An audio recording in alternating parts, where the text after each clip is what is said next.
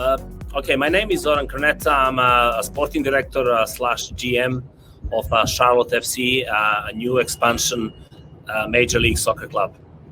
Fantastic, thank you. As I say, I've got a few MLS questions for you shortly, but let's start with your experience with VSI and the CEO program. What drove you to join that program at VSI? Well, I come across the VSI a couple of times previously. About a couple of years ago, I met on a different matter. I met Tony. I was quite impressed by him, and he mentioned the course, and he mentioned what he's doing. And I didn't really take much notice then, but then with the time, I keep kind of getting alerts on LinkedIn, and I keep meeting people who actually are enrolling on a course or doing the course, and I become interested in actually what the course can offer.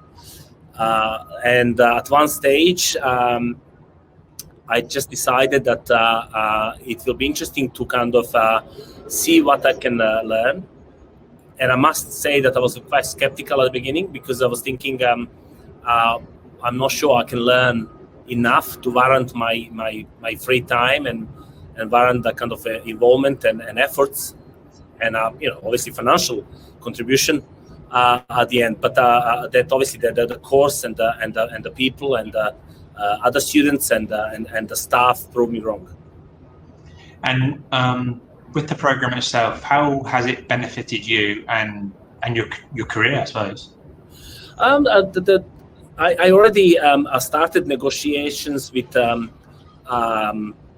Tom Glick and David Tepper, who are kind of owner and president of the organization, for me to join. I already had interviews, and what actually a course gave me was incredible insight into the corporate world that I kind of lost touch with, because I have been in the corporate world early of my career, and then for the last 15 years I ran my own football agency that had a staff, but nowhere near as many staff as right now I have. So that it gave me a bit of a kind of a personal man management skills, a leadership insight into the modern day leadership, I'd say. That was very beneficial for me from the very beginning, from the employing the first staff and hiring the first staff and looking at the various other kind of avenues where we kind of going as a club and as organization. And I would say that running the club and being a GM, sporting director of the club in America, is a little bit different from being a sporting director in Europe, I believe, because in America you are involved in all aspects of running the club. So you are involved in organizational aspects, in stadium development aspects, training camp development aspects, all kind of various levels of the running organization, which I think is kind of gave me huge experience, but the course itself helped with that. What I learned and what I'm still learning on the course, because I haven't finished due to COVID and the break that we had, actually it really kind of helped me handling the issues and situations here in America. Great stuff. And also you work at a very senior level at Charlotte FC, and sport in general involves a lot of networking, sharing ideas, sharing knowledge. How did the VSI network help you expand that network, and what kind of doors has that opened for you? What I really liked is actually variety of sports, variety of people on the course. I was very impressed with the level of people, but I'm also very impressed with the level of people coming from various sport organizations, various different sports. And I think listening to someone who, let's say, won medals at Olympics in swimming, or listening from a rugby professionals, or from listening from rugby executives, some other sports involved as well, actually gives you a different dimension, and it just kind of gives you different experience that you can potentially use some of these experiences and ideas and the suggestions and implement in your own organization, in your own sport. I suppose that shows kind of the length and breadth of the sports industry, how many different roles there are, how many sports there are, and how many levels there are to it. Sorry, say again. I haven't heard you. It shows kind of the length and the breadth of the sports industry, how many different roles there are, senior, junior, across the sector. Absolutely. I mean, it was an incredible experience, kind of meeting all these people and having a few drinks after the long and hard day. That's another aspect of the VSI course, and it's not easy, and it's a long days, but it's really pleasant, and you learn, and you have a lot of fun, and you laugh. But the whole process is the time goes quickly, really does. And has there been any particular highlights of the program, maybe in or out the classroom, that you really enjoyed, really taken something from and would pass on? I like the practical side to the course, because I've been immersed in the theoretical side a lot. I mean, I've done my studying, I've done my degrees and master degrees before. But what I liked about the course is this kind of practical touch, and also the group work was very, very fun and interesting and exciting. And I think I learned a lot from the group work. There are some really good exercises that we done.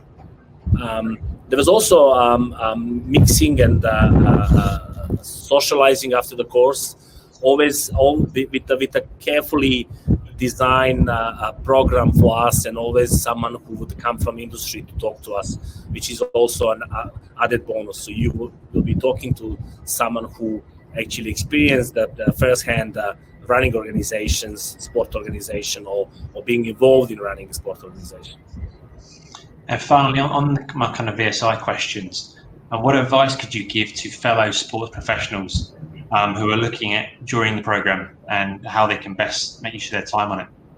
I think maybe advice is wrong, but maybe suggestion that not to be skeptical and to kind of open their eyes and be brave and go for it. I think the course is good.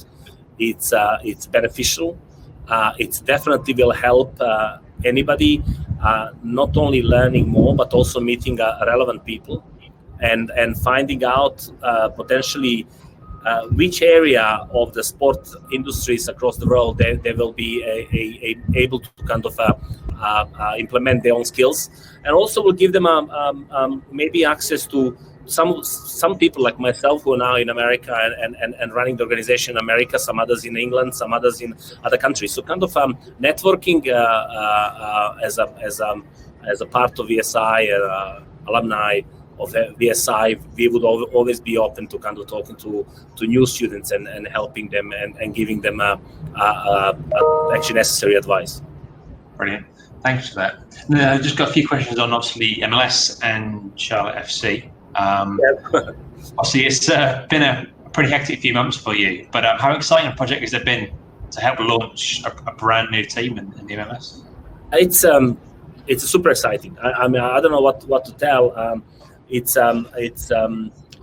not like you walk into an organization when there is hundreds of employees and you just walk in and you try to change some ideas, implement some ideas, or change some habits and potentially change some people and mix and match. This is a building from the very scratch, from zero to something. We have a fantastic team of our owner, who is a very very smart, very successful person. Also the Tom Glick, who was an ex football executive in UK, the Derby CEO of Derby County, then Chief Operating Officer and Chief Commercial Officer of Man City for about 8.5 years. Prior to that, Tom was involved with NBA and as a marketing director of New Jersey Nets, I believe. So now, and then obviously we employ quite a few people internally here in the US and bringing some from Europe. It's a super exciting. It's novelty for me and from everyone else. And how many times you can say in life that you started a football club from zero and try to make it competitive and winning. No, a rare experience, certainly.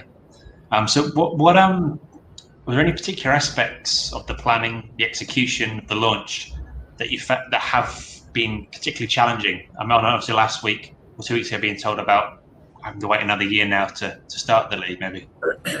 I think it's unfortunate that the beginning of the life of this new team is also the beginning of the life like we never knew on this planet. Obviously, pandemic and COVID-19 changed the way we think, we behave, and also the change the way we run our organizations. It's visible everywhere, whether it's a football club or it's a Google or Microsoft or any other organization.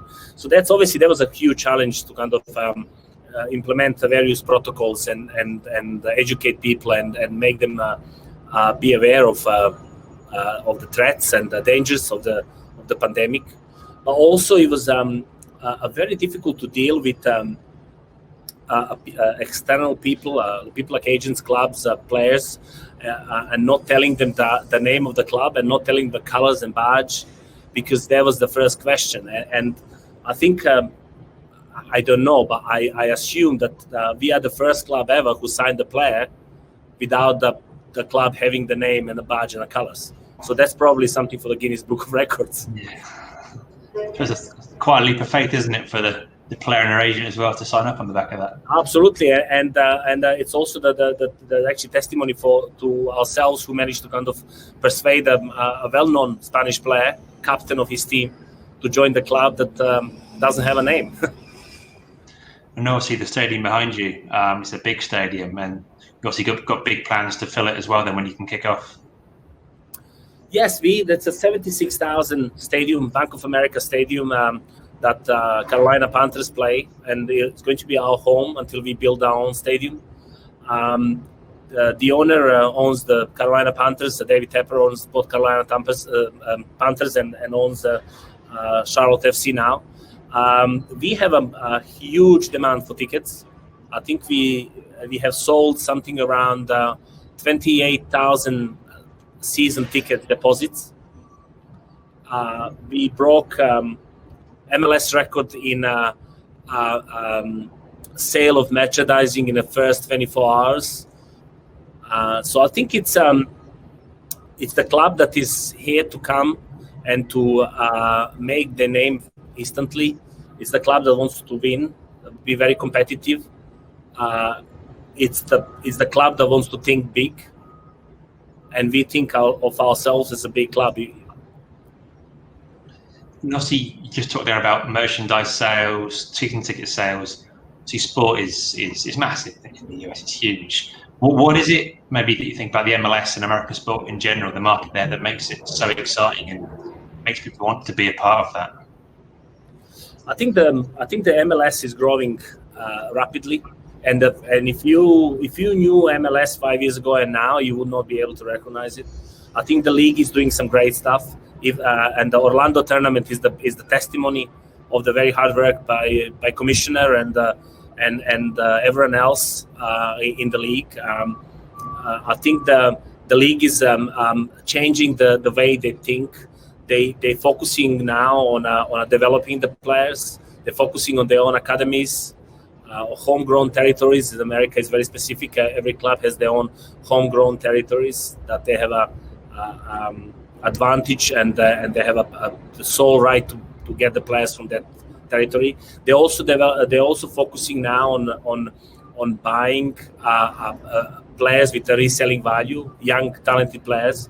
So there are a lot of young, talented Latin American and the players from other areas of the world. The clubs are getting stronger. So in general, there are more and more good clubs. That the league is getting stronger. And I think with the 2026 World Cup coming soon into America and Mexico and Canada, this league will only grow. And after 2026 I believe, is going to be one of the most competitive and the strongest leagues in the world. Fantastic. It was an exciting time for the club and the MLS. So my final question, what does success look like for Charlotte FC over the coming years? What do you want to happen? What do you expect to happen? What are your goals? Well, we are here to win the MLS Cup, and we are here to kind of try to win the Champions League.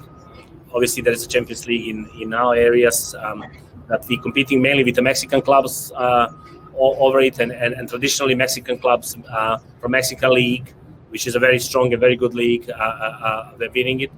So we are here to be very competitive, and we are here to kind of win the cup.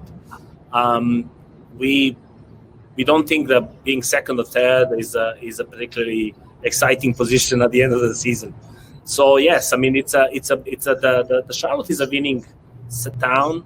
It's very prosperous town, very young town, very ambitious town, and I would describe the team exactly like that. I suppose actually I lied. One more question off the back of that. Would Atlanta United then be probably kind of a good model to look at, a fresh team, and then within a couple of years they win the championship? And obviously their facility at Mercedes-Benz is very, very cool. Is that kind of a bit of a model club, do you think? Well, they are our neighbors here. There's about 4 hours drive down south from us. I think there is a bit of a healthy rivalry being developed, which is great for the soccer, great for American soccer, and great for us as well. And Atlanta, I think Atlanta done some great stuff. Darren Eales, who I knew from England, from his West Bromwich Albion days, and then after that Spurs, Tottenham, is changed the way the American soccer operates and thinks, which is great. I think Atlanta United is one of the clubs that we will be following and looking at how they've done things and try to not only replicate some, but also get some ideas and make them even better. Great stuff. So, thank you for your time. Really appreciate that.